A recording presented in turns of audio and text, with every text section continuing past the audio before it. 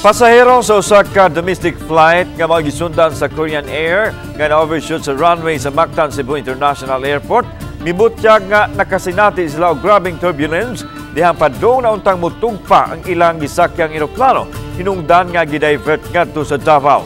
Ani ang report. Sa FB post ni Junrel Butaslak ug sa iyang mga kaubanang magtutudlo sa usa ka private school, mapasalamaton sila sa Ginoo nga naiway sila sa disgrasya. Alas 11 usab ka gabii, gikatakdang motugpa sa Mactan Cebu International Airport ang giluwanan nilang eroplano apan nakasinati sila og grabing turbulence. Sorry ma'am, palanding na gidunta ma'am.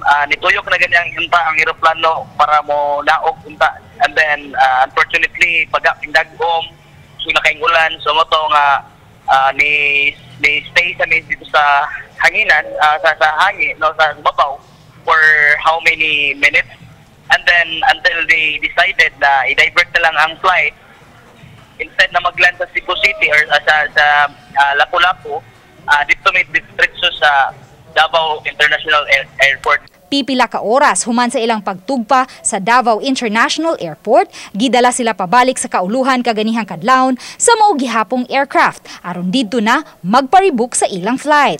Matud ni Junril, bisan kung na-absent sila sa trabaho karong adlaw tungod kay nakanselar ang ilang flight, apan wa niya igsapayan ang ilang kaluwasan. Lipayan lang po sa mong part, isang tuod o may kahadlok na kuwansan na hago may bayon ng amo ang sitwasyon. So at the safety na sa hapon, ma'am.